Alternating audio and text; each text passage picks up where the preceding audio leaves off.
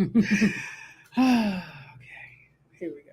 Hey, y'all. We made it. What's up, y'all? What's going on? Whew. I don't know why. Like while I'm waiting for an answer, like People I gonna said, say "What's up, something?" y'all?" No. Okay.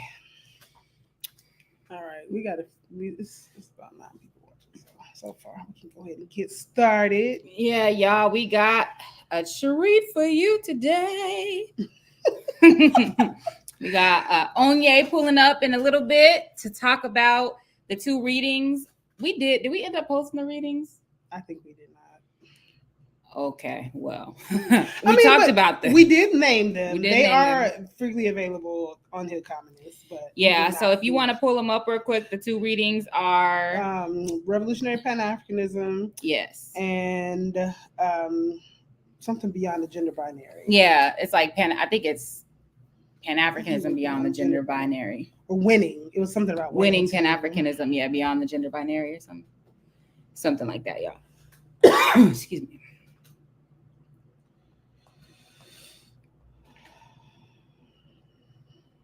Bringing the energy, absolutely. Yeah, winning beyond the gender binary for Pan-Africanism. Yep, April 27, 2023. And then the second one was Revolutionary Pan-Africanism. Yeah, those were the 2. Yeah, the gender binary one, y'all, is really, both of them are good, but that one is really good as a organizing tool. Yep. So if you didn't read it, you should. You should read it. Yeah, y'all, guess who we met? Guess who is not an apparition? It is not a catfish. It is David Silberg. We met him. We'll talk about this more later, but we met him at the Parsons Center. He pulled up late. And also, David, where is our mangoes?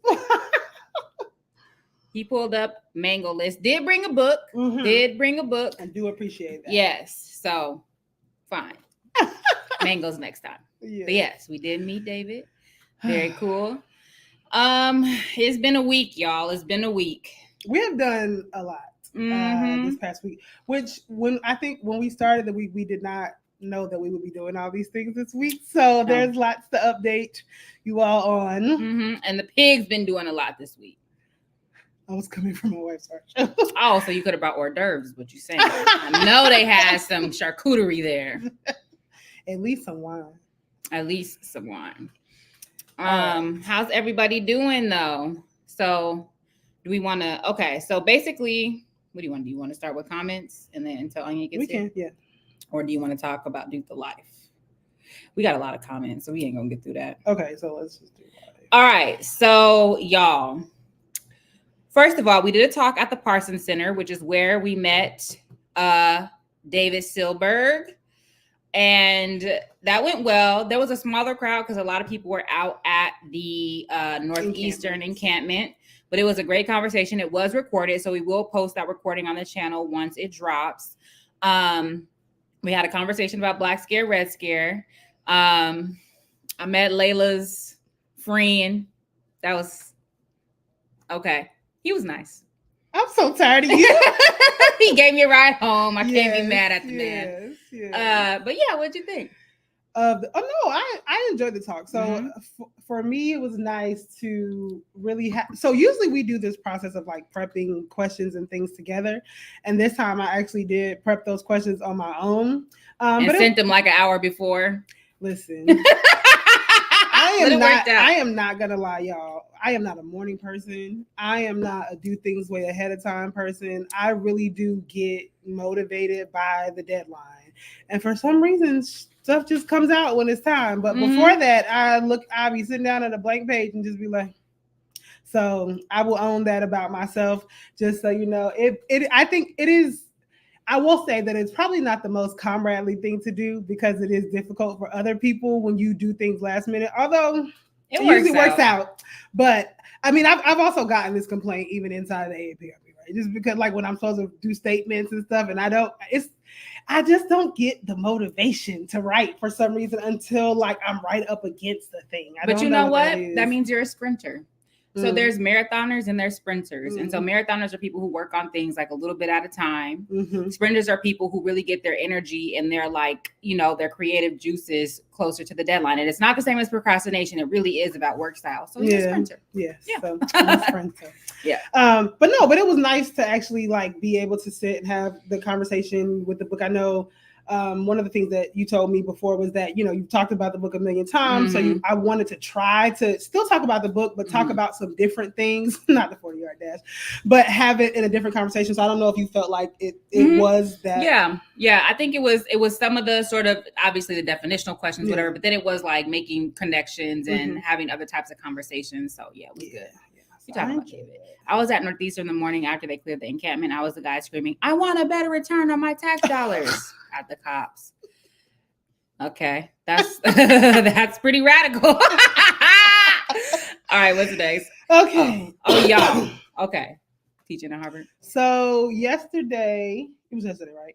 Yeah, we did a lot. Damn, yesterday. Wow. Yes. Mm-hmm. So yesterday we I think we were initially supposed to do the teaching on Friday, but I was coming back from Dartmouth. Oh, I forgot about that. Yeah, and so we ended up pushing the Harvard teaching to yesterday at 3 p.m. This was all around an adventure, y'all, because Harvard has shut their yard down, and I do not have legitimate credentials to be on the campus. So we had to make things work to get onto the campus. Shout out to the student. I'm not going to snitch on them for letting us use the ID. Yes. McLovin. Yes. I will say this. I'm actually glad that Sharice and her partner did not pay attention to this when we were walking out. When we were walking out of the of the demonstration encampment, there were two Zionists that had the little Israeli flags on and trying to like bait people. And why are you guys hiding in there? Why don't you come closer to the gate? I was just like, I don't know if I was funny. First of all, I was yelling at people to move. People were standing in front of the gate. I was like, move. We had the baby. So I can't believe I didn't hear this. I am incensed that I didn't hear this because I would have at least chanted them down with my favorite Free Palestine. Yeah, and Tongo probably would have slapped the shit out of because me and Jasmine were talking about. I think y'all were talking about either the baby or something else, and that's why y'all were completely oblivious to that. I'm pissed because the Zionists been getting away with too much. One of them needs to be punched in their mouth. Apparently at UCLA, they're spitting on people. They had knives. Yeah, they were like pulling people's keffiyehs, choking them. At UPenn, also, somebody was attacked by a Zionist with a knife. Yeah, couldn't be me. Yeah. But other than that, we got invited by some of the students to come do a teaching on Pan-Africanism and solidarity with Palestine. I think it went quite well. We put together a few quotes from different folks like Cabral, Kwame Ture. Who else? Layla Khaled, but it was somebody else. What was the one from Namibia? I forgot his name, but it was a piece from Freedom Ways that was comparing Palestine to Namibia. And then we collectively read from one of Kwame's speeches from Stokely Speaks, which was about Black America and Palestinian solidarity. We read that. We got through almost all of it, but not all of it because we had just had an hour. But we read that aloud collectively, kind of did a breakdown paragraph by paragraph. The students seemed to be appreciate of that, and we had people come up and read, like take turns reading, round robin reading. I really like that method for political education. So, do y'all know that there was some people that didn't know what a honky was?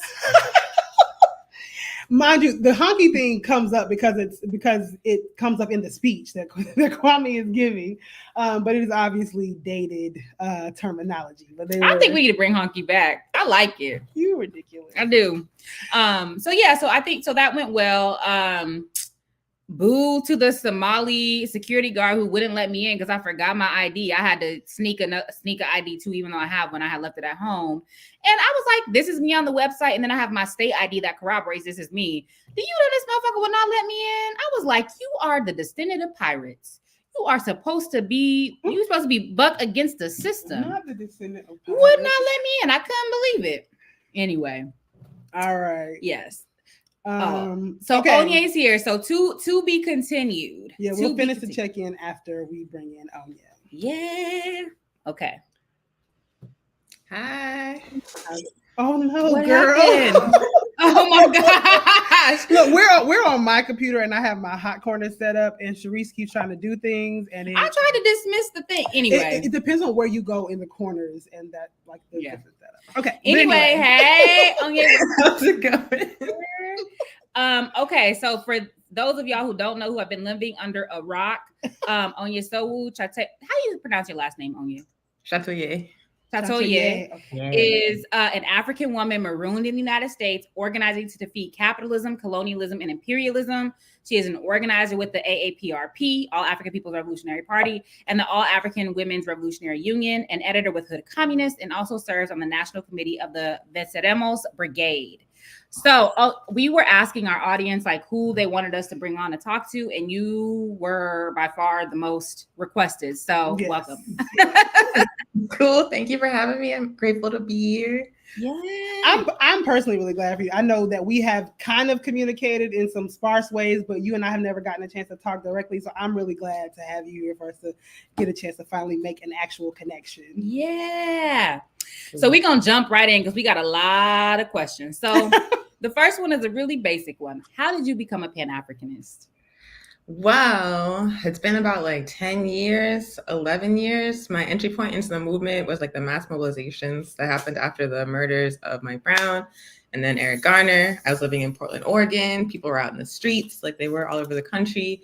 And I remember I would go to the marches every night and I was like, this is kind of disorganized. Maybe I can help. And after you go to the marches like over and over again, you start to see the same people. And so the first political organization I was part of was just like the people that were at the marches together all the time. And we were doing like the whole thing, like, you know, going to city council meetings, asking for body cameras, police review boards, like all implicit bias training, like all this kind of stuff. And like a turning point for me was we went into the mayor's office because like we had shut down the city of Portland just with like spontaneous mobilizations over and over again. So forced him to have a meeting with us. And he had like this African lady in there who was like, we believe that Black Lives Matter. Portland is on stolen land. Like just saying like all like the right things. But I was like, these people do not care. Like all of these things that we're doing do not matter. And I was like really disillusioned by the tactics. And then like very shortly afterwards, the APRP in Oregon at the time, Ajamu Umi was the cadre. They called for a meeting they called an all-African response to police terrorism. And it was all African people there. I went and they were talking about capitalism, imperialism, socialism, things that I had never heard of before, but things that made a lot more sense than what the mayor and the African lady in the mayor's office was saying. And so a few weeks later, I joined the party and I've been in ever since. And it definitely like helped me find my path in life, I would say.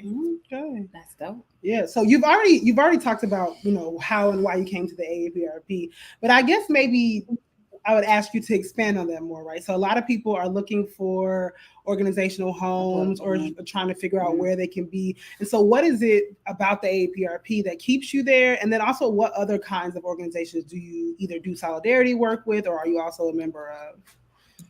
So with the APRP, the thing that brought me in was definitely like the revolutionary political analysis, but specifically like the political education, the work study process, where you see people like Ajamu, you see people like Mzuri, you see people like Mjiba, or even like Kwame Ture, and they have like the knowledge, they have like the rhetoric, but then in the work study process, it helps you understand that like that skill set is like collectively developed and everybody has like their capacity to do it if you develop that consciousness. So just like the way that like work study like collectivizes revolutionary knowledge, like gave me confidence, gave me clarity about the world.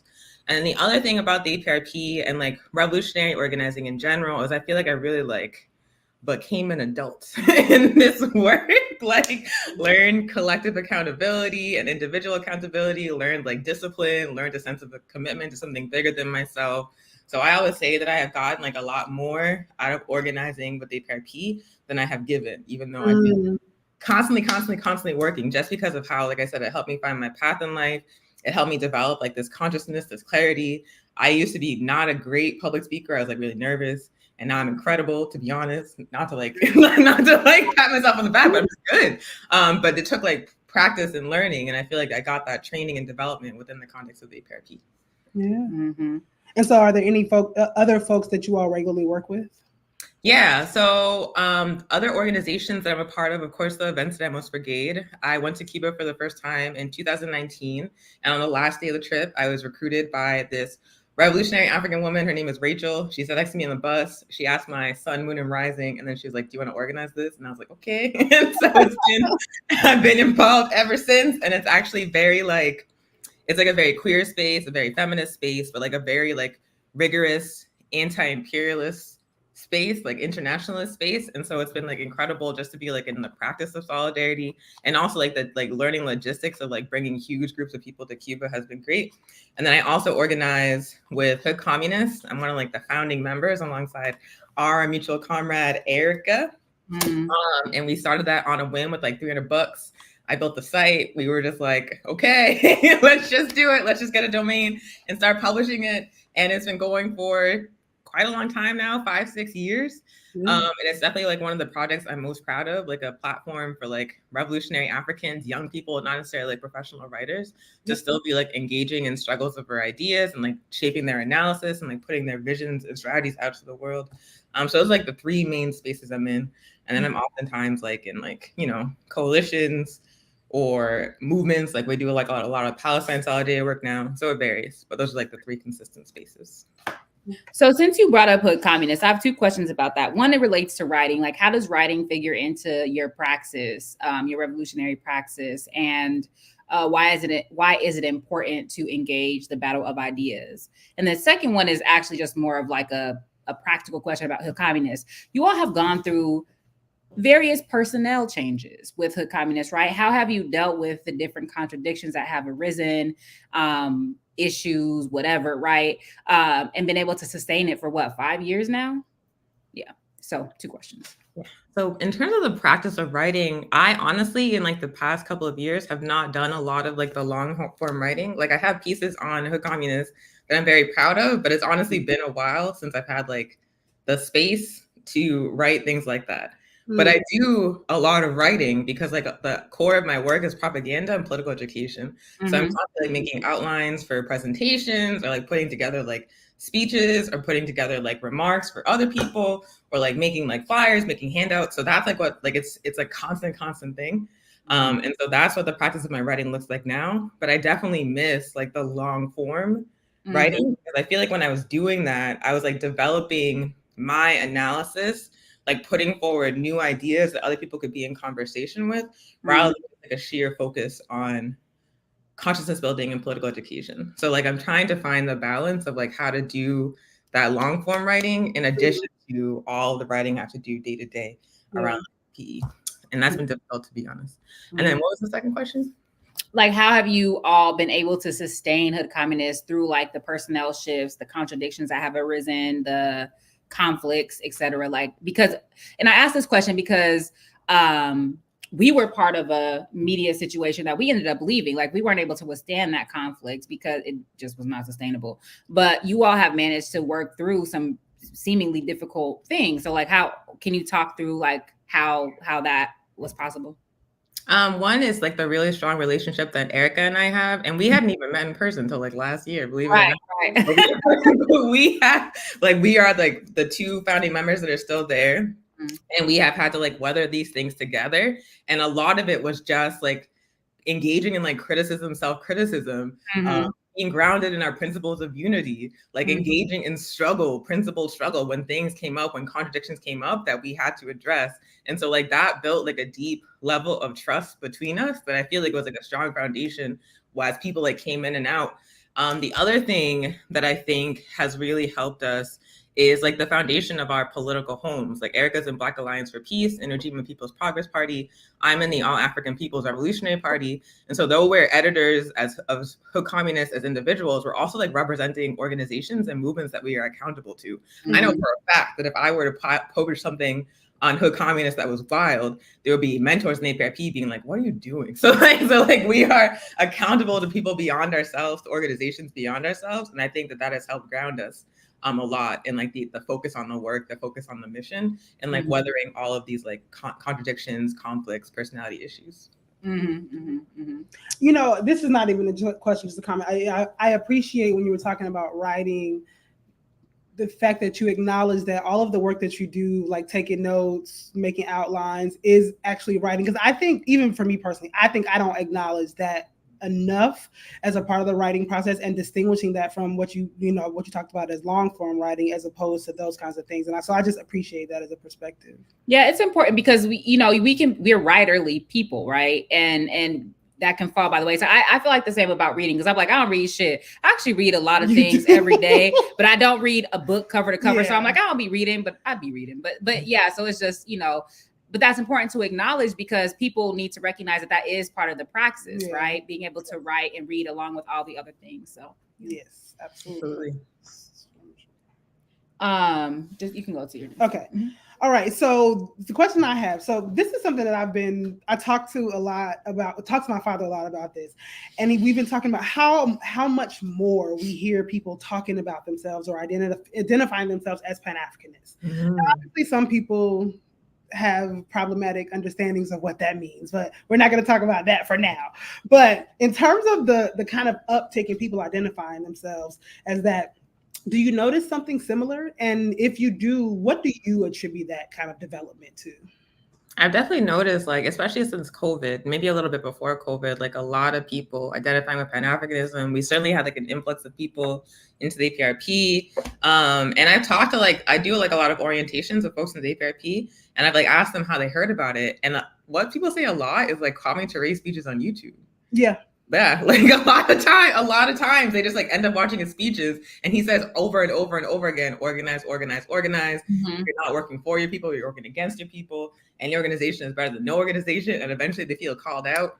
They feel so they just decide to join an organization. So that's a lot of folks of all ages, especially young folks I've gotten that feedback. I think the other thing is that the organizing, the ways that we had to change our organizing when the pandemic hit. Yeah.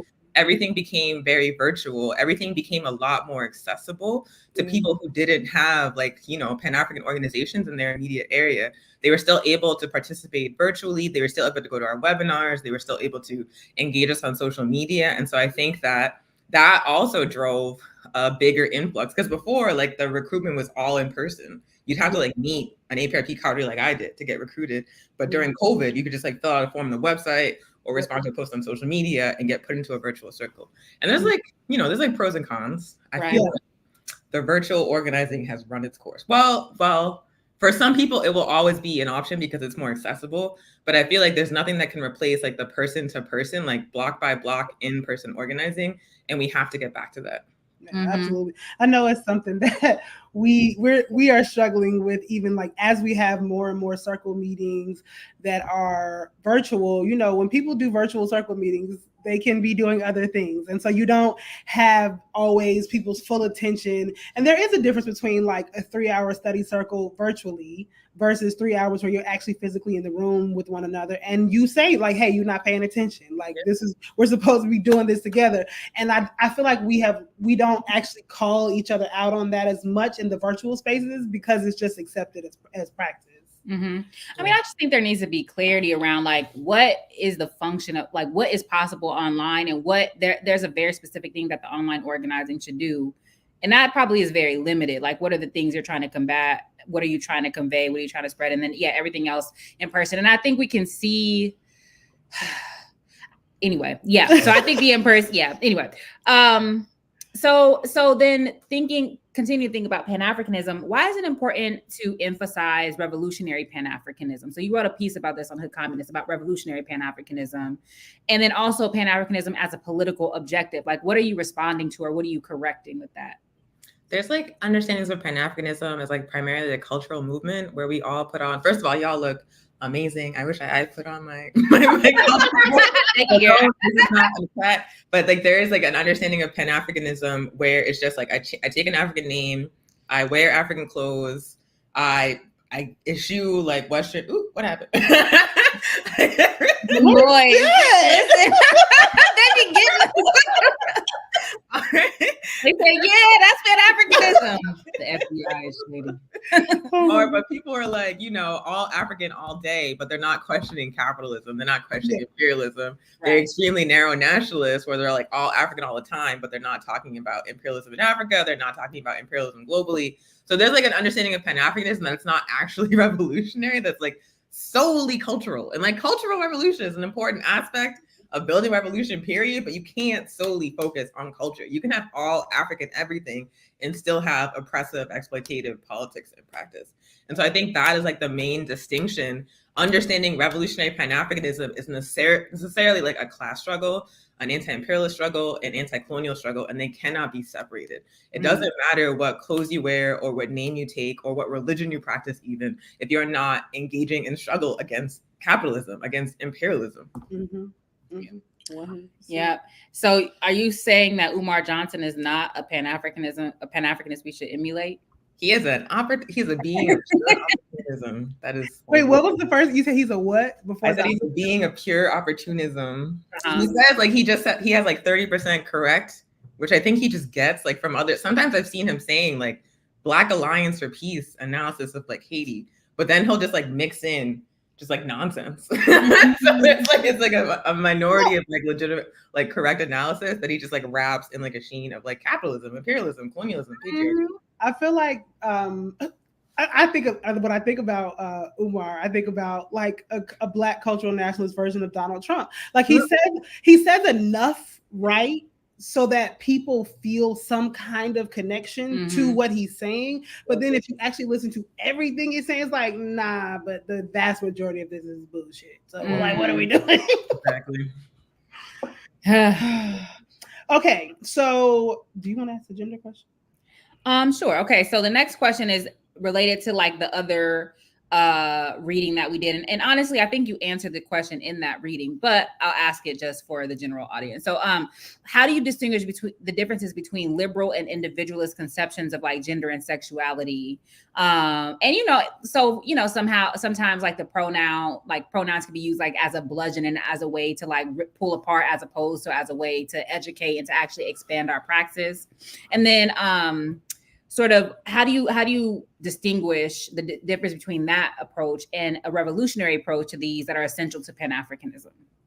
It's the focus on the individual. I feel like the liberal analysis of like gender and gender-based oppression puts like the center of the problem on like the way that individuals treat each other. So it's like about cishet people checking their privilege, or like men checking their privilege, or even like Europeans checking their privilege. But it completely separates like individual actions from the structural causes of those actions. You can use the correct pronouns. Like Kamala Harris has like she, her in her bio. Like there's people working for like the White House that are non-binary. Like the issue is not like the recognition or the correct pronouns. The issue is like the structural causes of the oppression of queer and trans and non-binary people and women, etc. Like the structural causes of those issues are capitalism, imperialism, patriarchy. So you cannot take an individual approach to addressing the problem. And if you take an individual approach to addressing the problem, what's going to end up happening is you demonize men, you demonize cishet people, you demonize even Europeans, although perhaps they have it coming. But the reality of the situation is that none of these conditions are going to be transformed unless you address the system itself, not the individual behaviors. And if you address the system itself, the behaviors will change as part of that work. Yeah. And I think you demonstrate that really well in the text.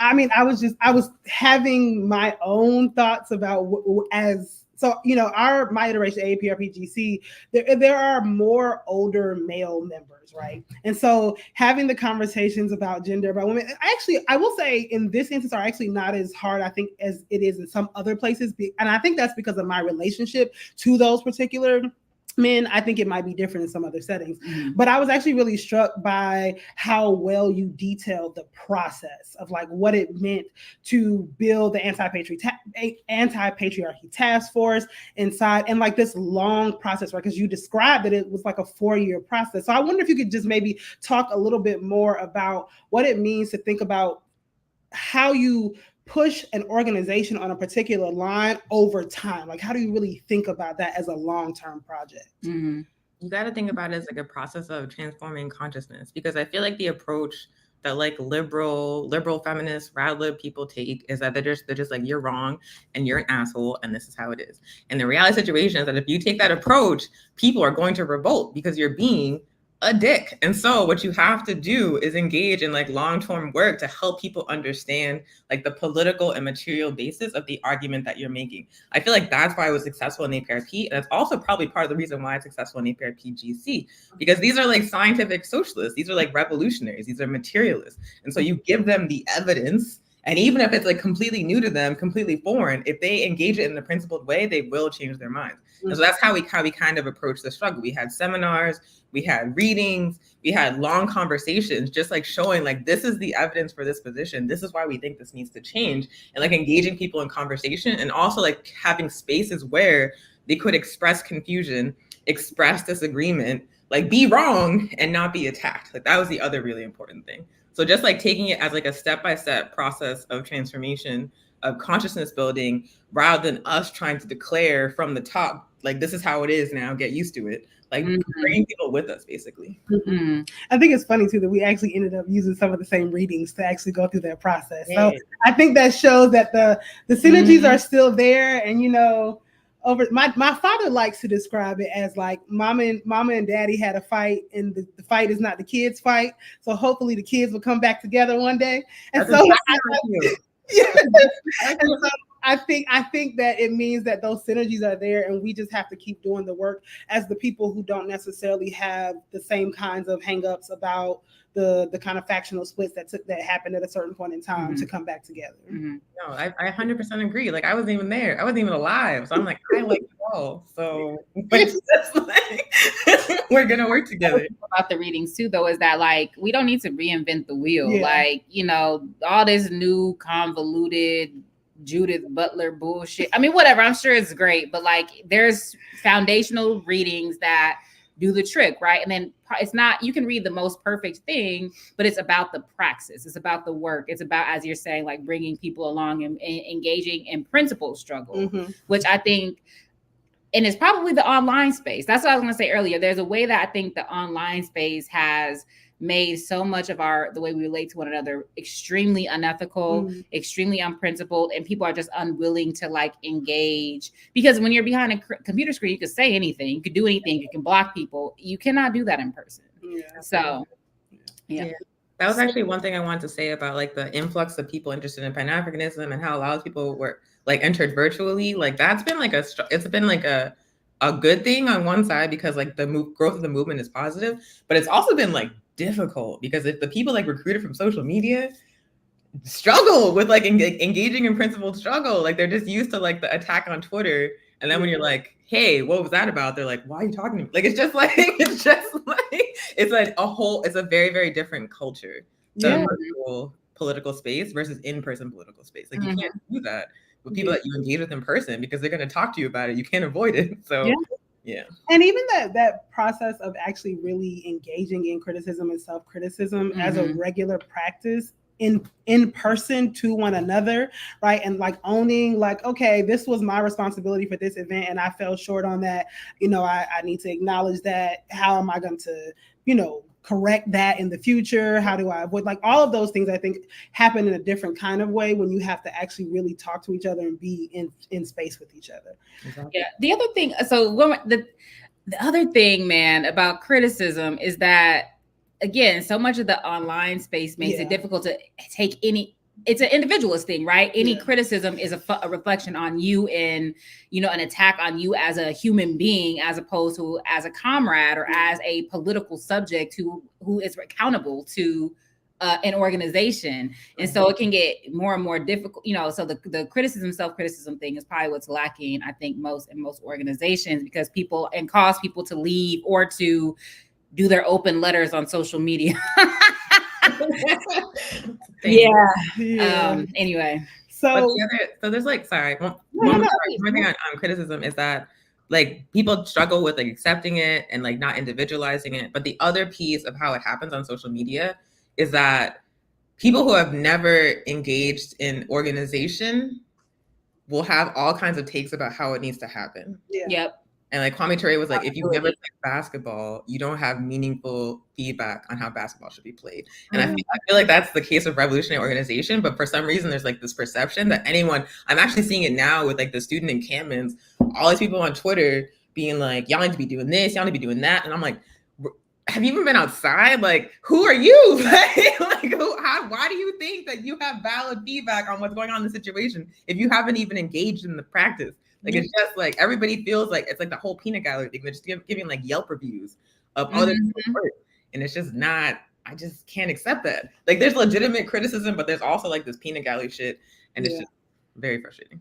And it's also like the dog pile thing too, right? That like, it's like people mob up, you know? And so like the woke mob thing is obviously racist language, but there is a mob mentality that comes primarily out of social media where people just pile on to quote unquote deplatform or whatever the fuck they're trying to do. And that becomes the ultimate, it's about punishment, right? It's like these people don't get a right to speak. You exile them or like banish them beyond the fucking realm. And it's like, what kind of movement can be built on that? You know what I mean? But like the dogpiling thing is really crazy. And in a self-criticism session, even if people are chiming in, right, there's discipline and order to it, but everybody's not like, and you was ashy yesterday too, right? So you're maintaining the humanity of the person. You're like criticizing behavior or practice, but you're not attacking who they are. Right. So just switching gears a little bit, you know, Sharice and I are both academics by profession. And so, you know, a lot of times people are like, okay, you know, as academics, you have a particular amount of room and space to like live the life of a mind. And they think that that is something that lends itself to a particular kind of political life. But from my understanding, you're not a professional academic. And so I'm interested to hear you talk about, as a working person, how you really navigate the amount of political work that you do on a daily basis with the things that you have to do in order to live under a capitalist economy.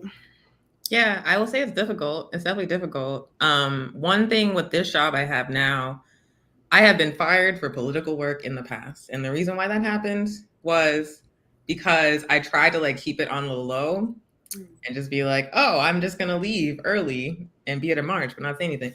So with this job, when I applied, I was upfront about my politics, about the organizations I'm in, about the fact that I got to go to Cuba like 3 times a year. And so they know. And so it's a lot easier. And also my direct manager is African. And so it's like a lot easier just to be like transparent about most things.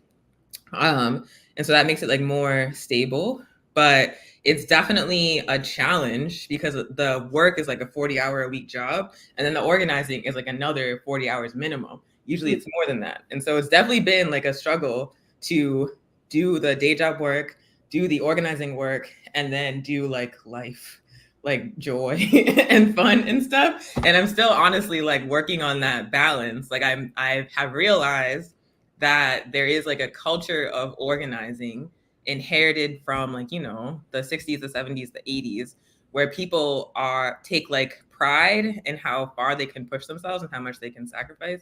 And I don't think that is sustainable. I think that you have to be disciplined and committed to the work.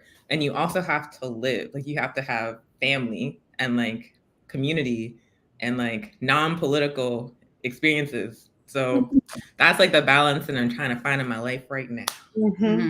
Yeah, I think that's really important because it reminds me of the question. We were having the conversation about political education at this thing, this internal political education thing. And like always the refrain is like regular people, ordinary people you can't eat political education. They don't have time to engage in politics. So we got to only do like the people's programs, right? The survival programs. And that, you know, the understanding is that like working people can't do this political work if their material conditions are 100% met. And that's just simply not the case. There's working class people, primarily majority working class people, who are doing this type of work, right? And so it's like, if you don't want to do the work, if you're lazy, if this is not something you're willing to prioritize, just say that, but don't make it seem like working people can't do this work because of capitalism, right?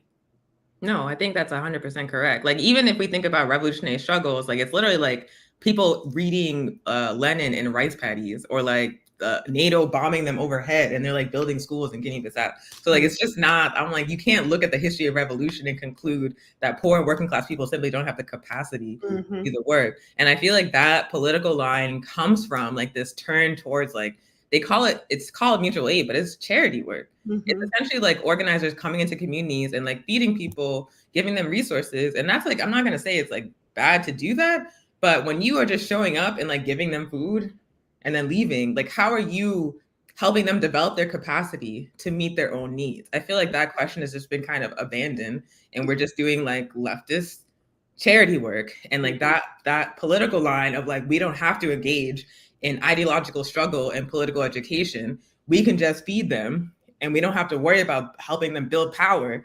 Is like, it's all like a related set of politics that are like hegemonic but not really being questioned. And I think it's like increasingly problematic that we need to actually focus on building power, engaging people in class struggle, engaging people in struggle against the system, building the level of organization, and not creating a situation where they are dependent on us because we are bringing them food, you know? Well, the other side to that is the GoFundMe, right? That GoFundMe as mutual aid, donating to anything, all sorts of shit, right?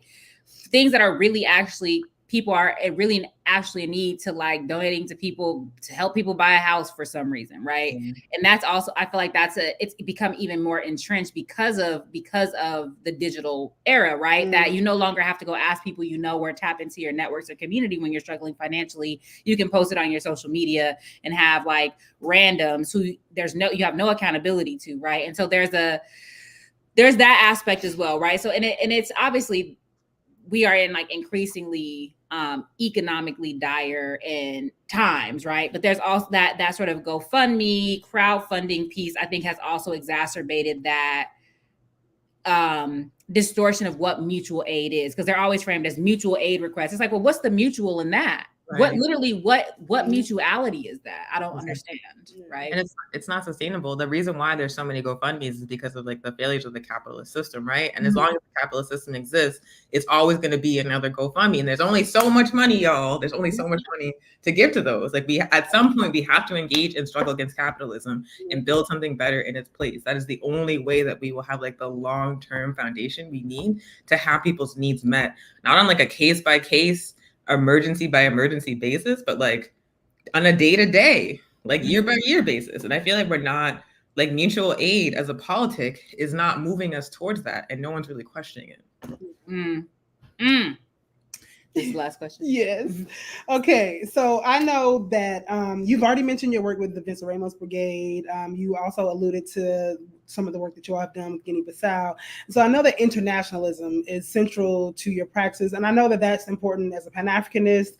But I wanted to maybe ask you to talk more about why you choose to, as a Pan-Africanist, organize the Venceremos Brigade, right? Why do you choose to put your focus in particular places outside of what people might call local organizing? Why is it important to have those connections internationally in terms of political camaraderie and solidarity? Mm-hmm.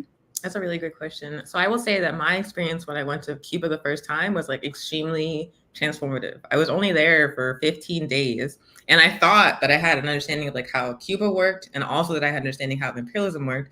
And I went to Cuba and I was like, girl, you did not know anything. Nothing. You were not actually anti-imperialist. You did not understand the Cuban Revolution. You had a lot of indoctrination that you didn't even realize. I went to Cuba. I engaged with revolutionary Africans in Cuba who had like a sense of pride and dignity, and also a sense of collective responsibility to the revolution. I learned in detail about how socialism can work in practice under constant attack. And then I remember, and then I engaged in conversations with Cubans about like geopolitics, where in the US, there was like, Russia's bad or China's bad. I remember like the coup in Bolivia was happening around the same time. And the discourse in the US was like, oh, Evo Morales is like patriarchal, so he had it coming. And in Cuba, they were like, this is an outrage. And it was just like so different. And I saw like all the ways that I had been compromised by like the Western imperialist infected left analysis of imperialism, and how it was so clear in Cuba that it really it was like a giant leap forward for me in terms of my political consciousness, in terms of my socialism, in terms of my understanding of imperialism. And again, it took 2 weeks. Like I had like one, leap forward in consciousness after engaging in work study for several years. And then I had another giant leap forward after engaging with the Venceremos Brigade for 2 weeks. And I was like, this is actually an incredible organizing tool for developing political consciousness, but also developing like leadership. And I was like, I want to bring as many people in the APRP to Cuba as possible, because if it did it for me, like imagine what could happen if I brought like 12 people or like 20 people. So that's part of it. It's just like very rapid and intense political development. It just gives people clarity and consciousness. The other piece is that it is like an actual collective direct action against US imperialism, against US attacks on Cuba. The US is trying to say, don't go to Cuba, it's illegal. Don't engage with Cubans, they're scary. And we're saying, no, we're going to bring as many regular ass people as we can to Cuba in opposition to your policies. So just like taking that kind of like direct action, organized collective direct action against imperialism was very, very, very different than like mobilizing against imperialism or even like mobilizing against the blockade in the United States. It was like an actual practice of anti-imperialist solidarity.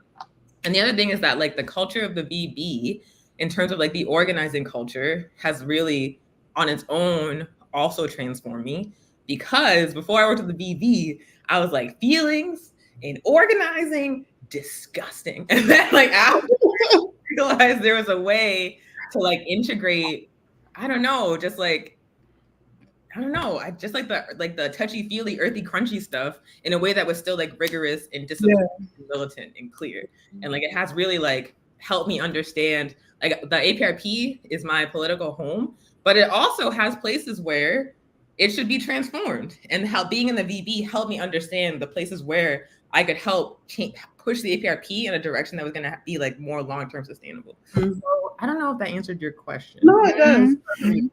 It doesn't, and it really resonates with me personally in a lot of ways. I think I had similar experiences, both in the good and in the negative way, when I started to get to travel abroad. Like, you know, when my first extended period of time abroad was in the Dominican Republic, and it was a horrible experience. But it being such a horrible experience actually did put me on my path and my trajectory to think and ask questions about the nature of Blackness in the context of Latin America, right? And so I think that it really just resonates with me when I think about how those 15 days showed you something that, you know, prior to that leap, it was a 4-year process. And I think that's really important in thinking about how is it that we develop politically? How do we develop ideologically? What kinds of things do we learn from? And it is very important to read and study together. But there are sometimes these embodied experiences that we have that really show and demonstrate so much to us that even when we read them, we don't necessarily they don't register in the same kinds of ways when you don't have an actual embodied experience with them. And so I really appreciate that as a perspective. So what would you tell with regard to internationalism? Like, what would you tell, thinking about like another maybe fallacy or another reframe that happens is like, in urban areas where Black people are, like people are killing each other, right? People can't pay their rent. There's all of the, police are shooting people. What would make people who are going through these day-to-day struggles care about what's happening in Cuba, in North Korea, in Iran, in Palestine, etc.? And why would they be internationalists in their orientation when they barely can control their local realities here? So like, what would be your response to that? I think it's two things. One, that the people that are sending militarized police to occupy African communities in the United States, that are cutting off access to welfare, to disability, to social security, to basic healthcare, are like the same people who are sanctioning, invading, destabilizing Cuba, the DPRK, Iran, Guinea-Bissau, etc. Like it's the same people, the same enemy. But the other thing that I think is really important, especially in the case of like Cuba and other revolutionary nations, is that these are not like, it's a population of people who have engaged in collective action to liberate themselves and to defend their revolutionary project. And it's not like they're superheroes or somehow superhuman and they are just like exceptional and that's why they did it. It was just like regular, mostly African people who built a revolution, who militarily defeated the Spanish and then the United States, who have maintained their independence, who have built this project, who are also poor, who are also African, who are very, very similar to us. In fact, sometimes like blood related to us in the case of Cubans and Africans in the United States. And like they have built like this project of liberation. Like they have like a different bearing because they know what they've done and they know what they built. They understand they have to defend it. And so I feel like the example of the Cuban Revolution, the example of revolutionary struggles all over the world is extremely important for Africans and poor and working class people in the United States to learn from, to understand if they can do it, then we can do it too. And we need to. So that's another part of the reason why it's really important to me to bring African, Palestinian, indigenous people on the Venceremos Brigade so they can see that revolution is possible, because that was another big impact for me the first time I went to Cuba. Like you hear like people say like, oh, the consequences of revolution might be worse than like capitalism. And I went there and I was like, wow, that's bullshit. Like this is better in every single way than what we are living under. And they did that. They built it. And if they can do it, we can do it. So I feel like that's the thing. It's the same people attacking us. And also it's an example for us to learn from in terms of liberating ourselves. Yeah, you know, I always mention to people that of all the places that I've been to in the world, Cuba is the place where I feel the safest, just being out and about in the streets, right?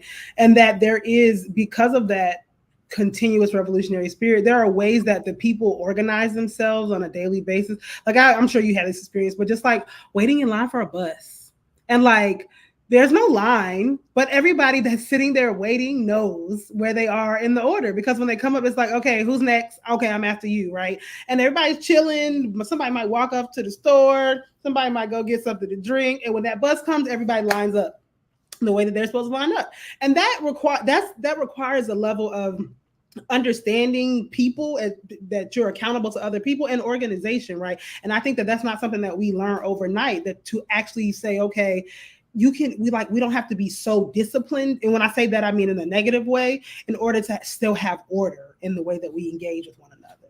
Absolutely. We don't have to be rigid. Yeah. Discipline is something that we need. I feel like if there's anything that is missing from many things is discipline. And again, I think it goes back to like the liberal individualism, right? And we only think about discipline in the sense of like getting disciplined in terms of like getting your ass whooped or something, like getting beat with a hanger, getting suspended from school or something. But like discipline is such an important thing, and it's something that I myself struggle with for a number of reasons. I'm a Taurus and all these other things. No, I'm just kidding. But I think that it is one of the most valuable things that we can learn, especially in these times, and especially as things only get worse. Like having having discipline in our organizations, self-discipline, all of those things matter. In a country that is mired in advertising, right? Discipline, self-discipline is so important. So wire hangers or plastic hangers? No more. Right. Switches. All right. Okay. So is there anything else that you want to talk about or share about yourself, the AAPRP, the organizing work that you're doing, any upcoming things you want to draw our attention to as we close out? Well, Erica asked me in the chat to share about the Hood Communist delegation to Cuba that happened this past February. So Hood Communist was invited by ECAP, the Cuban Institute for Friendship with the People, and our comrades of the Cuban Communist Party to participate in this the second international gathering of publications and theoreticians of the left, I think is the name. I'm probably butchering it. But it was actually, it was an honor. It was the first time that we have been like invited to participate as Hood Communists in a space like that. And it was like a 3-day conference with people from all over the world, Russia, China, Zimbabwe, lots of Palestinian students attending the Latin American School of Medicine, obviously other delegates from the US, from Greece, etc. So it's a huge international space where different like political parties and like leftist publications just engaged in debate and like strategizing around the question of like how we can unify as a movement across borders, across tendencies to combat global imperialism, because global imperialism dominates the media internationally, and we are like a small bucket in a wide ocean of, you know, constant propaganda and nonsense. And so we were thinking through like how to like strategize together, how to move collectively as these publications and parties of the left. And it was like a really wonderful space. We had like a lot of dope conversations. There was also like struggle because there were delegates from the West who were like straight up Zionists, and it was like a moment in the space. Yes. I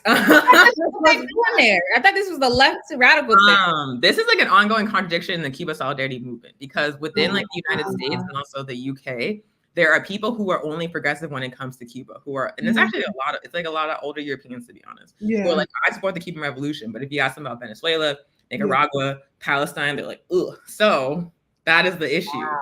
They're good on Cuba, bad on everything else. And so that came into the space, and it was like a moment where like the entire room had to assert the right of Palestinians to armed resistance, the right of Palestinians to resist Zionism, that Zionism shouldn't exist, that Israel shouldn't exist.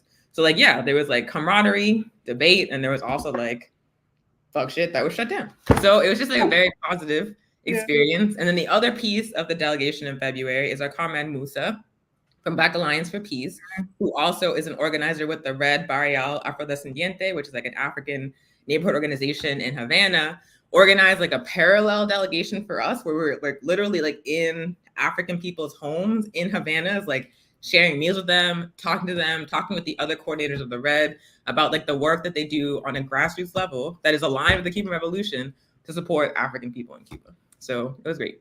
Have you gotten to spend any time, I always mess this up, in the eastern part of the island? Yes. The 51st last year, the 51st Venceremos Brigade was in Santiago, and the 52nd Venceremos Brigade were going to be entirely in Guantanamo province in the east. So Guantanamo is obviously the military occupation, but it's also like a whole province that's majority African. Yeah, African. I'm talking about like you would think you were in the streets of Guinea. Like I remember riding the bus through that area because we were in Santiago, Guantanamo.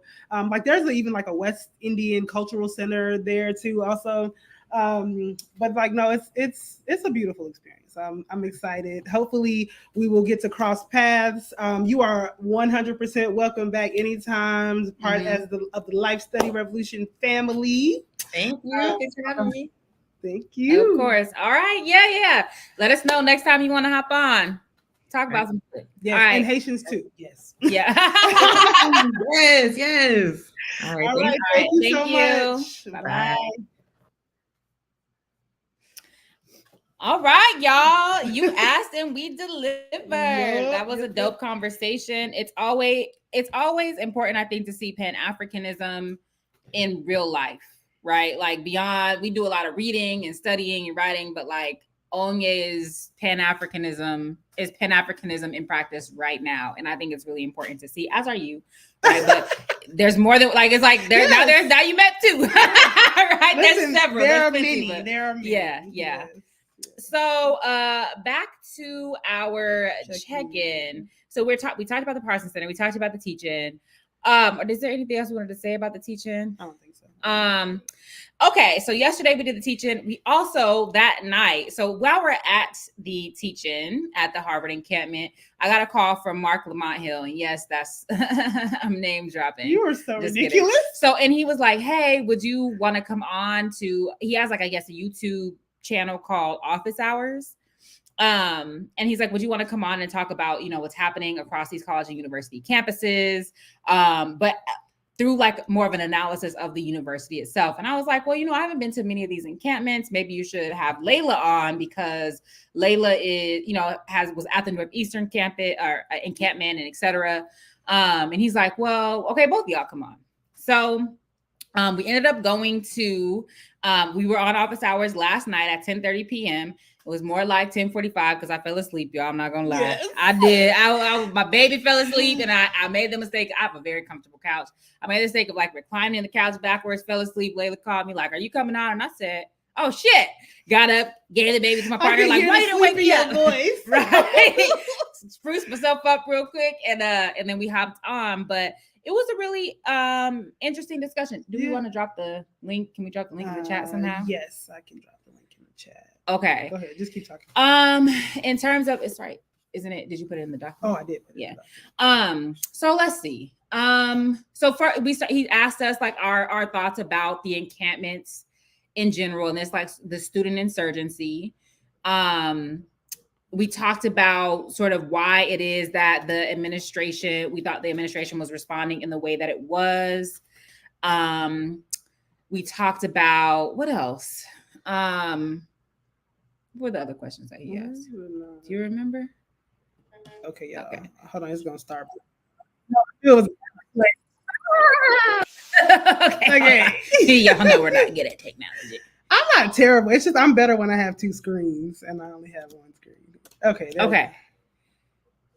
So, what else did we talk about? Do you remember? Oh, where do we think this is all headed? You know, once the semester ends. So I think it was a really good conversation. Layla was saying she likes the way that Mark paced the conversation. Yeah. He's actually a really good interviewer. Especially when you consider that he really asked us to do that day. So it's not like, it was a long planned, thought out thing, but I felt like he really did a good job in terms of, one, making sure that we both were a part of the conversation, asking very particular kinds of pointed questions. And also, I was just talking about the pacing. I know that Sharice and I both have a tendency to talk faster, and for some people, I don't know, not all people, but and I've been told this, particularly for older people, sometimes it's harder for them to follow us because we do talk so fast. And so I was just noticing, in terms of the pace, that it was something that I appreciated, and being able to have a kind of slowed down conversation. So that's something that I think I'm working on, in terms of just our presentation and doing these kinds of things. The other thing we talked about, he brought up this one particular example. Well, the example was actually about the way that some of the faculty, older professors, particularly white professors, might have different expectations of the police, right? When they're engaging in these encampments, but also the different ways these things are being interpreted by different audiences, right? So the particular example he brought up was one of the, she was the chair of philosophy at Emory. She's an older white woman. And she, at the moment in time when she came up, she was trying to actually physically defend one of the students. She ends up getting arrested and was kind of, incredulous about being arrested. Although she wasn't acting or anything, but she was just shocked and surprised. She said, "I'm a professor." Yeah, as he threw her to the ground. And so what he was saying is that, like, in the mainstream news media, like, people were horrified by this, whereas like on Black Twitter, whatever, people were like, that felt like white supremacist of her. I don't necessarily have the reading of it being white supremacist, but I do think that it is she's inculcated in it because she has different kinds of expectations of how the university is going to deal with her as a professor, as a white person. I don't necessarily think they're unreasonable expectations. It's just that I think we know that we can't expect those things from the university. And so I think overall it was a really interesting conversation about, like, where things are going. What do we do over the summer? How do we make sure these things stay on, people's hearts and minds and on their mouths? Yeah, I would just like to say I was Black Twitter. I absolutely did post about that thing, but I will say, I was Black. I am Black Twitter. Black Twitter is me. But I will say, like, what I said was, I hope she's okay. But if it is, like, we need to be careful about how it is that we wield our privilege and access and status, because to say, like, if the implication was, I am a professor, therefore I shouldn't be subjected to this violence, I somehow should have transcended it, then what that says is that there actually are legitimate subjects of this brutality, which in this case was the students. And I said that's bad politics. We just need to be careful about how it is that we are asserting ourselves in these spaces, right? And so to me, so then actually Musa DM'd me and was like, well, they were arresting people based on trespassing. And so part of what why she may have said that is because she was a professor there. And I said, okay. But then again, that sets up people who shouldn't be arrested are people who belong on that campus, but then it's fair game to arrest outside agitators, and then various people got on my helmet about it. No big deal. But then, then I posted a tweet the next day. I ended up deleting it because here's the thing that I always get caught up in on Twitter. I say shit and I'm not going to respond to anybody because I don't give a fuck. But then people keep responding to the tweet. And then when it gets too many responses, I just delete it. Cause I'm like, I'm not about to go back and forth with you on social media. I'm on my fucking lunch break. Like, I'm not doing this I don't use my social media for political education. I just be talking shit. And then I said, I appreciated the comrades on the ground reaching out to me to offer that different context. But nonetheless, I stand by that, because even if in her case, she wasn't putting herself, saying that she was exceptional, we cannot sit here and pretend that people on these campuses don't do that and don't say shit like, do you know who I am? And don't think that precisely because of their privilege is why they are inserting themselves, because they will be exempted from this shit. it's just like it's unreal. And so to me, I'm actually talking to those people as an academic, as somebody in those spaces. Like, that's not good politics, right? That's liberalism. And you should not expect that you should be treated any differently than anybody else. And that's solidarity, right? That's how, that you're willing to go to jail, that you're willing to put your body actually on the line and not only insert yourself because you think you'll be exempted from the violence. And because we can't expect shit from these pigs. They're fucking pigs. Like, they don't give a fuck. Like, once you engage in the critique of the state, you are an outside agitator, irrespective of who you are. And that's what also needs to be understood. So, you know, I do hope she's okay. Oh yeah, for me, it's not about her as an individual, but just about how we are interpreting the situation. Shit. You do it every time. Why does it's because you go down to the bottom corner. It's okay. Yeah, this goofy shit. Okay, so no, we did not talk about that. But I responded to that tweet.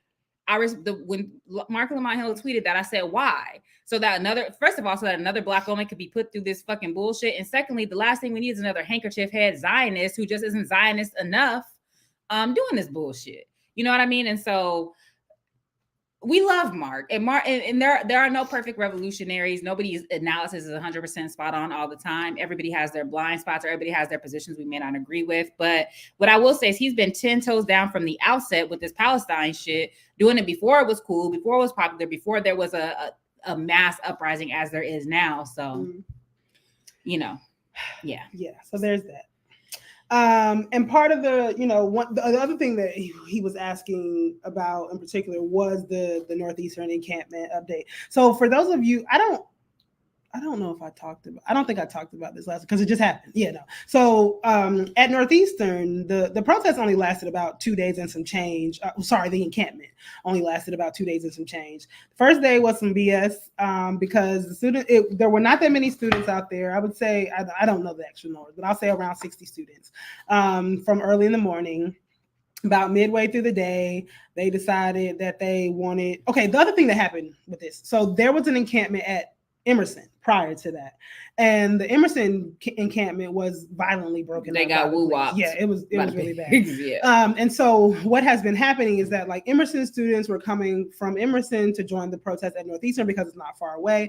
And now, to my knowledge, since the encampment has ended at Northeastern, Emerson and Northeastern students are now going to Tufts to continue with that. So anyway, recognizing that students were coming from Emerson, the Northeastern students were instructing anybody who was coming to help join the encampment not to show their IDs, right? So not to lend legitimacy to this notion that you can only be on this campus if you have your Northeastern ID. Mm-hmm. And so the early kind of tensions were that the Emerson students and probably some other folks just from the community were trying to join in the protest, but the police were refusing and kept trying to get the students to show their IDs. Students were refusing to show their IDs, and they were telling, what were they saying? Just link up, like don't talk to the police, don't talk to the media, don't show nobody ID, just come and join arms, just link up.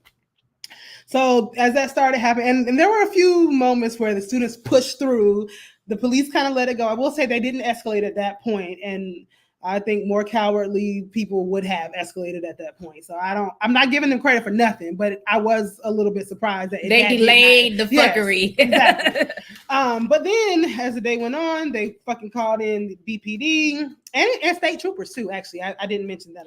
Get a real fucking job. Yeah. Like, don't y'all got some other anyway with full riot gear. And so now, like Northeastern's campus is a urban campus. We are like, my office is right where the Ruggles T station is on the Orange Line. That the the encampment or Centennial campus is right on the other side of the station. So people come through there all the time, right? So when people start seeing 12, 15 cop cars and riot gear, paddy wagons, more people start coming out, right? And so it was actually this moment of confrontation that really grew the protest, because most people were kind of like walking by like, oh, this is like interesting, like what's happening?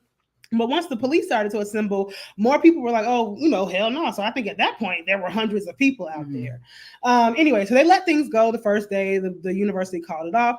Second day, the next day, we as members of the Faculty and Staff for Justice in Palestine, had a feeling that things were going to escalate soon because the next day was the deadline to be out of the dorms, right? And so now they want to clear the campus, get ready for graduation, blah, blah, blah, blah. They let them go for the whole day, but then overnight, they started messing with them. Brought in moving trucks. Yes, they did. And they contracted like these private companies to come in and move. And so then you're involving other people in this who don't have, people who are movers who think they're just coming in to do their normal job moving are having to deal with this shit whether or not they taking people's stuff down. And this is something, by the way, that my dad dealt with when he was at NC State in the 70s and 80s. He was actually head of the maintenance, right? And so he was head of the staff union, and they were trying to get them to take down the anti-apartheid, like the makeshift shanties that they had built.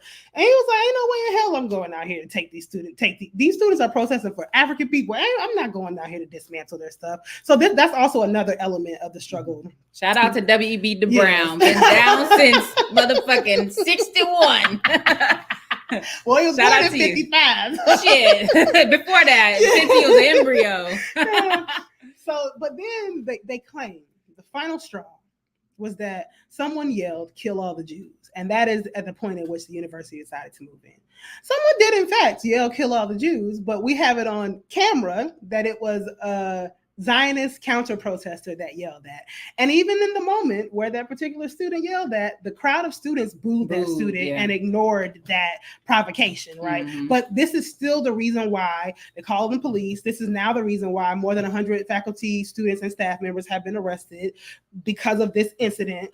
And now they're claiming, they still haven't really responded, but they're now saying they will investigate the situation. There's nothing to investigate. The evidence is there.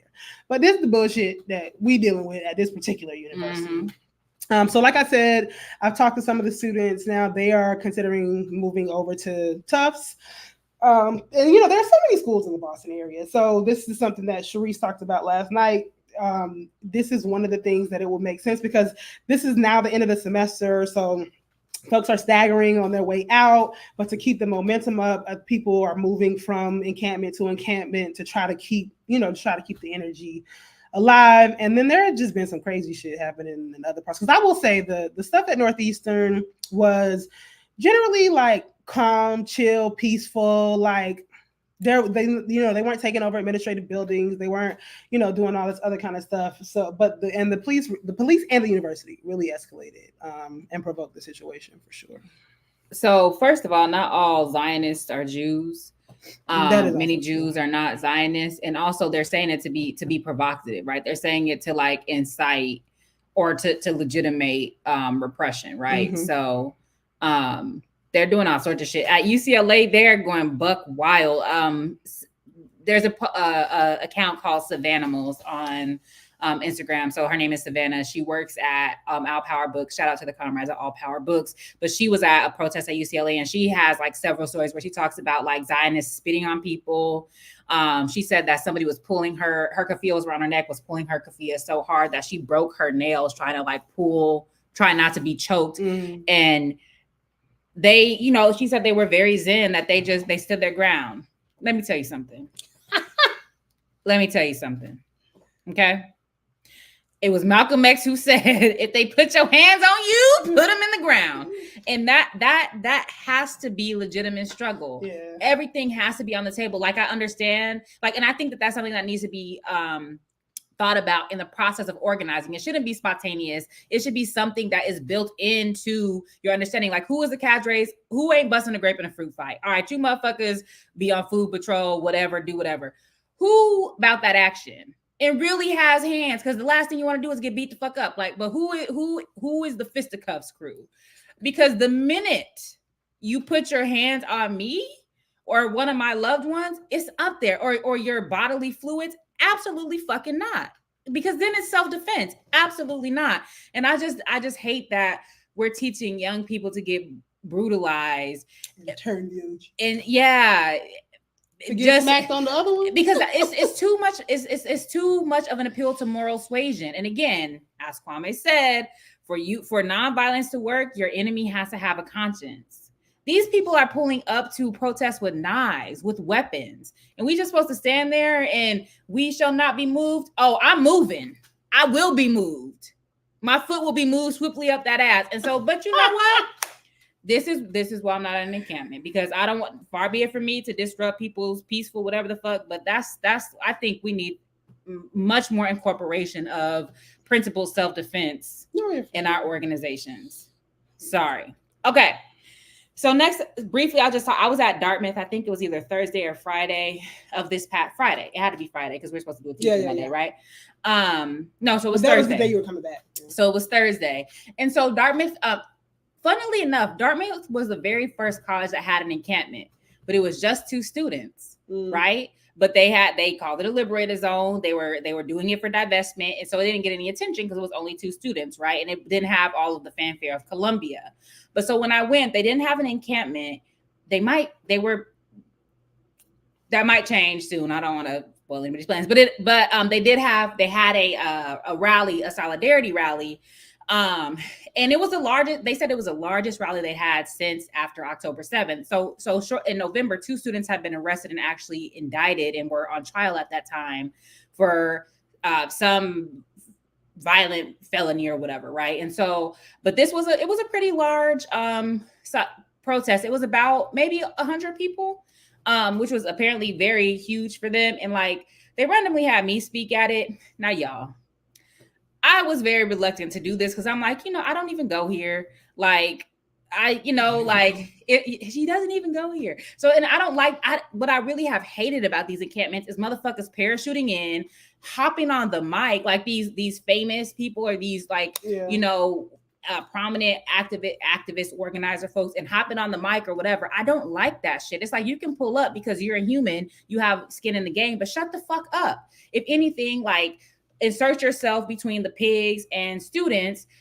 to use your prominence perhaps to protect people, but get the fuck off the mic, decolonize the mic, my nigga. Like, you don't have to talk all the time. And to be fair, in some of these spaces, much like, and I'm not saying I'm a celebrity or whatever, but they actually asked me to talk. But as an organizing culture, stop having this celebrity culture, stop having this influencer culture. Like, stop asking them to talk. They can pull up if they want, but we need to, if only a famous person or a prominent person can rally the crowd, that is a failure, our organizing failure.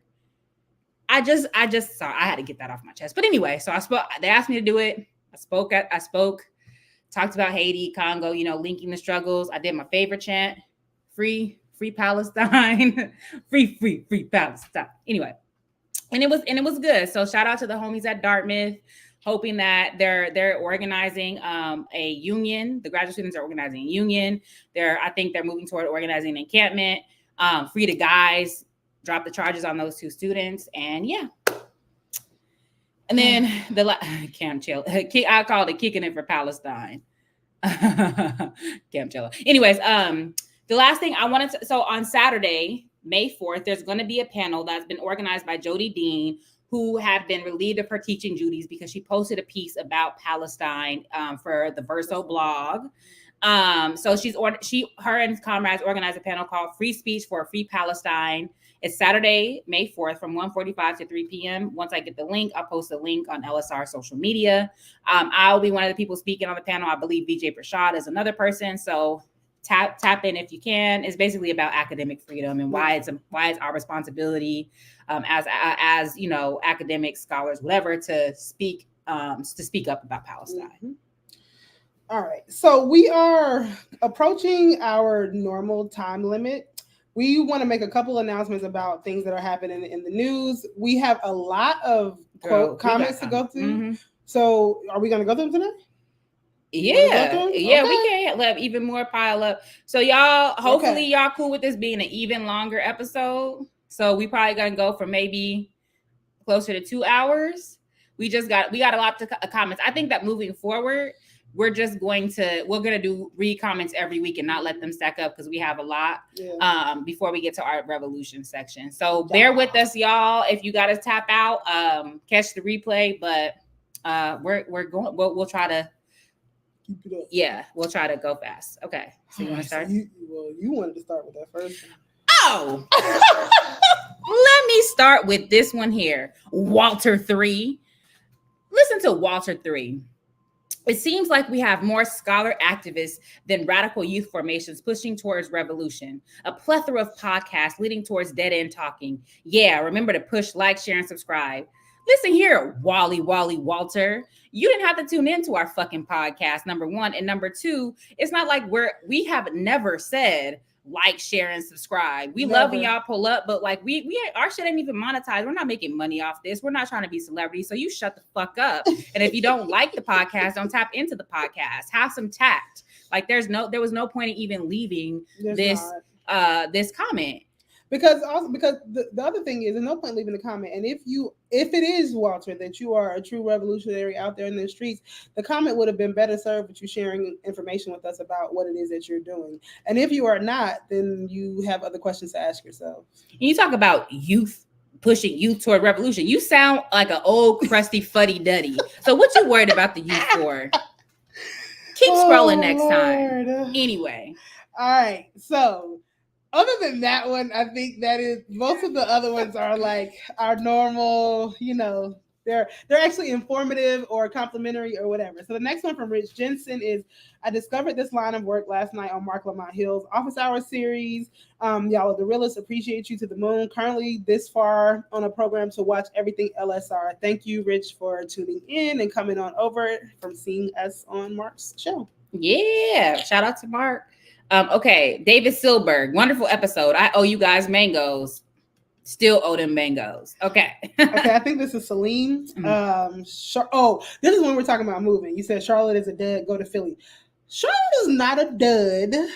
Like, North Carolina is my home, and so I won't say that. It's not like I don't say anything is like the best city anywhere, but for me, it's home. And I think what Sharice and I are looking for is a place to be able to be in the same city for an extended period of time so we can have community. But, we would be happy in either one. Mm-hmm. So Jess D said it's called the binational solution, an alternative to the 2-state, 1-state framework. So that's when I was talking about at Arizona State, a man gave a keynote at Genocide Awareness Week, and he was talking about some formation, and I didn't quite know what it was. Apparently it's called binational solution. It's a no for me, but thank you, Jess D. Joey Africa said, thanks for the reading list, y'all. I'm almost finished Spivey's quote schooling for the new slavery, and I just started the PSL Socialist Reconstruction. Speaking of that, so CBS and I have decided for the summer that we are going to read a book a week. A book a week. So join us. Sometimes we'll be reading the same book. Yeah. Sometimes I'll be reading short books so I can feel accomplished. She'll be reading big books. But join us. If you want us, we're starting this week. Yes. It's Monday, right? So we're 16 books. So basically we have a 4-month or so summer. Yeah. So if you want to join us, read with us. And then we'll post our accountability each week. Yes. So we'll post today like what we're reading on our Twitter and our Instagram. And then on the Sunday, we'll say if we completed it, how far we got, etc. So, and then tap in the comments. So this is our accountability because I be saying shit and I'll be doing it. And I'm also like, I'm going to commit to doing this better. So please do share with us what you all are reading so that we can actually try to have a collective just book list, like not necessarily sharing the resources or whatever, but just let us compile the book list. This is what we read this summer, right? Mm-hmm. It's nice to just have kind of those things. Yep. So do tap in and let us know. So once we get off, we're going to decide what we're each going to read this week. We're going to post it on our social media and tap in, y'all. Mm-hmm. So Lawbrarian. Is it Lawbrarian? Okay. Yeah. Said, is fiction okay? My plan is to reread Butler's Parable of the Sower this summer. Fiction absolutely counts. I personally don't read fiction. I listen to it on Audible sometimes. But I love Parable of the Sower. Right. It's up for grabs. Everything's up for grabs. Okay. Is this High from D? Mm-hmm. High from D? Oh, High from D. I don't know. It's a great set of discussions. So thank you. That was from last week. Thank you. Musa, we'll take Atlanta. Again, that was in reference to us saying where we're going to move. Yeah, we'll take Atlanta. Not on the top of the list, but we'll take it. All right. Torrance Brown Smith said, y'all constantly dropping knowledge. I had to watch this multiple times and enjoyed it each time. I learned so much from y'all. It truly affirms my practices. Quote, knowing stuff isn't the same as coming to consciousness. Absolutely. Thank you for that. Y'all, a lot of people liked that quote. I said that, and a lot of people, that seems to resonate with people. So Great. All right. Another Torrance Brown Smith. He said, I ran a few book clubs. The theory wasn't there for political education, but the practice was there. I always encourage folks to make life connections, whether we were reading fiction or nonfiction. Also, as a current middle school teacher, when we read, I try to be intentional with connecting the discussions to something light than to our real lives and material conditions. Kids are so bright in their ability to make these connections. Thank y'all for speaking to the differences of book clubs, which aren't necessarily bad, for the sake of enjoyment, and political education for enjoyment, and to do something with the knowledge. Yes. Cool Ocelot. Audible does count. Audible absolutely counts. Yes. And you can listen to it on 1.25 or 1.5 or even 2 if you got fast ears like me, and you can get through something real quick. So Audible absolutely counts. Yes. Lalasta said, I can. Oh, and this is when we were having this conversation. It came up even today with Onya. I can tell you that when I was hungry and homeless, I was hating a lot in a disorganized way. I'm sure it's different in Cuba. I am in LA. And there is no organization reaching out to those of us who had nothing and were made more and more stupid by hunger and fear. When you are there, you're not looking for an organization. You are looking for the strength to take the next step, and you are obsessed with the thought of where your next meal is going to come from. I love the show. Poor baby Sankara. Teething is the first personal ordeal of a healthy human, sending healing vibes to her. And we appreciate you for sharing that. I mean, obviously, I have not had the experience of being homeless, in my life, so I cannot speak to that. I think, again, the only point that we wanted to raise about that, and I think that Onye articulated it very well earlier on, is that we cannot assume that just because people are not materially in the best secure, it does not mean that they are uninterested in political reading or work. Correct. So David Silberg said, I got picked for a jury. Was the first juror struck without cause. Might have been my decolonized hoodie, LOL. And yes, I was a not guilty vote regardless. Obviously, y'all, I did not go to jury. I just postponed it again, but I did not go. So we'll see what happens. Okay. Ashley Knuckles, Sharice just loves your names. Every single time we read comments, she's like, Ashley Knuckles is so fucking funny to me. Are y'all familiar with Ture and Adolph Reed Jr.'s racial reductionism argument? Some call them class reductionists. They disagree with their concept. They disagree with the concept of racial capitalism. They confuse me a little. Their 2021 paper is behind a paywall, and I'm not about to pay for it, bro. You can speak. Okay, so number one, Ashley Knuckles, let me know what it's called, and I'll see if I can access it for you, the paper. And number two, yes, I actually know Adolph Reed. I tried to be Adolph Reed for like 5 years, and I never did. But I met the rest, like most of his crew. So Cedric Johnson, the dude that's at Mount Holyoke, Dean Robinson. I haven't met Ture Reed, but anyway, so I really like aspects of Adolph Reed's work. I think it keeps us vigilant about race hustling, but I think that they're too hard on Black nationalism, and I don't think they're class reductionists per se, but I think they discount race, and they're never internationalists in their analysis, which makes it particularly limiting. So and if I'm being a little messy, almost all of them are extremely light skinned, which is very interesting. So many of them are from Louisiana, so it's kind of like, why all y'all light skinned? This feels a little bit clicky, but okay. But anyway, yes, okay. Oh, you did. Okay, so Wolfgang Bronner. What up, Wolfgang? I vote for revolutionary Pan-Africanism, and I would like for y'all to speak on why folks like Dr. Umar are a problem, which we did today. Yes. Okay. Michael Anderson, shout out to Michael. As the former book club facilitator, I love this conversation on the difference between political education and a reading get together. Oftentimes, we struggle because people showed up with an Oprah's book club mindset, only to realize that we were doing political education. Thank you for emphasizing reading out loud. We did it when we learned to read. We should also do it when we read to learn. Absolutely. And another one to Michael Anderson. Also, shout out to Sankara for her self-determination throughout the episode. LOL, jokes aside, y'all have the baby present while doing this is setting a great precedent. All power to the babies. All power to the babies. Yes. And oddly enough, y'all, so we took the baby to her 4-month doctor's appointment today. My partner was at work, and they trying to tell me she not teething. Ain't no way this baby not teething. She chew up every teething thing. She drools like a camel. And I know I felt 2 little teeth in her top gums. You felt them too. So they talk about she not teething. Like, ma'am, leave it to the dentist. Like, you are a what I will say. She said she seriously doubted. She did this, but then she said, but it is within the realm of possibility. Gretchen. Gretchen. Shit. All right, Dorian. Oh no, Greta. Okay, I don't remember. Her name is Greta. Dorian Sapiens, the cliffhanger was incredible. And I think that was your cliffhanger. Okay, so the cliffhanger was, I said, tune in next week to know what Dr. Horn said when I asked him if he would vote for Cornel West and Melina Abdullah. And what he, in typical Gerald Horn fashion, he punted a little bit. He was like, well, they're my friends. And so you have to take it within that context. So essentially what he said was, that he thought it was a strategic choice, and that he would, in a place like Texas, like his vote doesn't, if they're on the ballot, he would vote for them.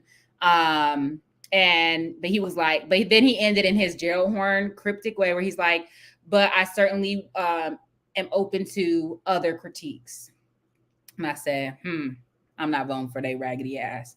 So that's the cliffhanger. So, Gerald, he copped a plea, but I understand why. He's not a divisive fella. The last one issue. And then Salim said, Dr. CBS is me as hell. I don't know what that was in reference to, but shout out to you. Shout out to us. I want to say, though, just one thing about the reading thing. If those of you who do like to read fiction, there is a book by a Palestinian woman, Susan Abulhawa. It's called Against the Loveless World. It is a beautiful novel about Palestinian resistance, and it's kind of has like a what do you call it? Like a long over time. Like, what do you call it? It's not a coming of age story. It is kind of like a coming of age story, but it is also through her adulthood.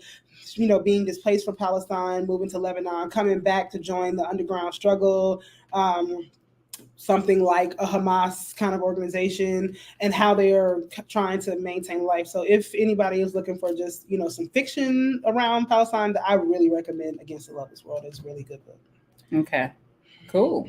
All right. So now finally, we're going to end with our revolution section. And y'all, let us know also, y'all don't be emailing us that much, but you do comment. So email us or let us know like what part. We're trying to do more parts of the world that aren't just focused on the US, but let us know if there's a particular, there's something you have burning interest about that you want us to talk about.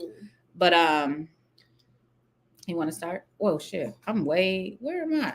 You at the last. Oh, okay. So one thing we did want to talk about though was Henri in Haiti resigned as prime minister, and of course the way that the U.S. Mainstream media is spinning it is that this is a step in the right direction toward new elections and a hope for better governance in Haiti against the chaos of the gangs. Fuck that. This is another Western-backed machination, just as Jovenel Moïse was, to further undermine the sovereignty, Haiti's sovereignty and Haiti's self-determination. And so we cannot believe anything the mainstream media writes about Haiti and writes about Haitian governance or politics, because all of this is being undermined by the core group, by the UN, and by the imminent invasion and recolonization of Haiti. And so it really doesn't matter what puppet they install until these Western, Euro-American, Western, Canadian, United States interests are out of Haiti. We cannot trust that any puppet government that will be installed will be in the interest of the Haitian people. So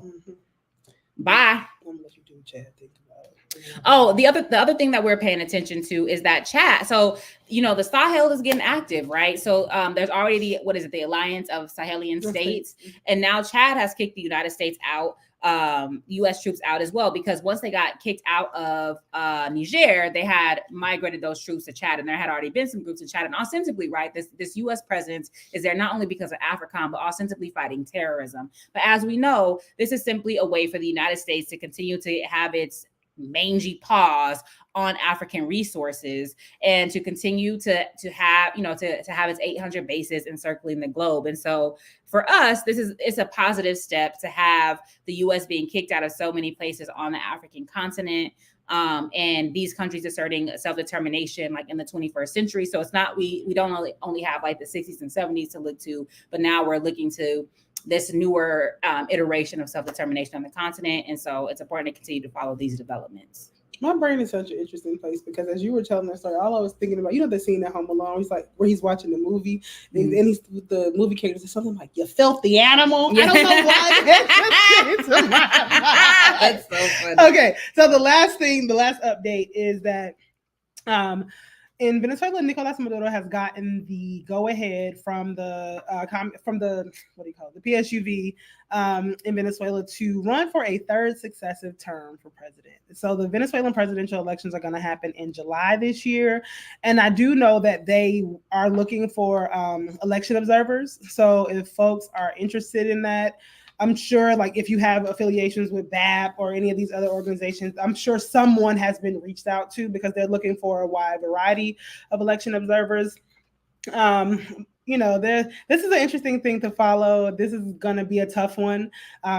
Resolve has been declining over the years with Maduro, but he still seems to have a solid ground of support. So I think this is something to watch. Obviously, we won't talk about it every time, but this will come back up again once the elections happen in July.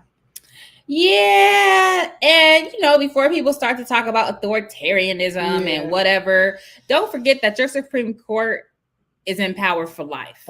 Ain't no checks and balances. And them motherfuckers is taking super yacht trips and doing all sorts of shit. So, and to me, I think longer presidential terms are actually better because then you have to account for the policies that you put in place before you got out of office. And so these things are, especially if you have a robust democracy, like Venezuela, or democratic participation, like Venezuela does, and there is more accountability, irrespective of term limits, right? And so,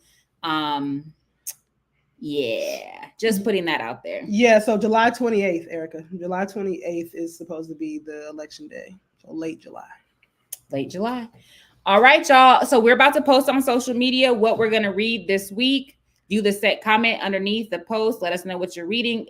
So we're going to be on Twitter as well as on Instagram. I don't think we're on Facebook.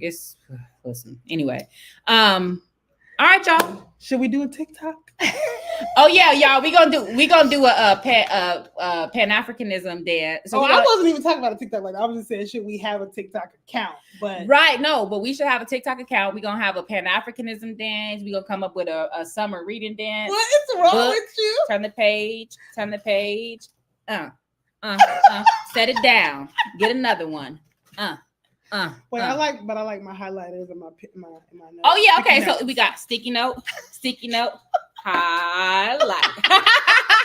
And then y'all gotta circulate it so we can, so we can get our views, right? Oh, right? More what it Wally share, Walker say? subscribe. Like, share, subscribe. Anyway. Okay. All right, y'all. We are actually done. We did not go 2 hours, but we did go a little over our regular time. But thanks as always for being here. Please do let us know what you're reading. Definitely email us. We are still working on growing our interview list. We have all y'all suggestions, but you can continue to email us, DM us on the LSR page, not our individual pages, for anything show related. Okay. All right, y'all. See you next time. Bye.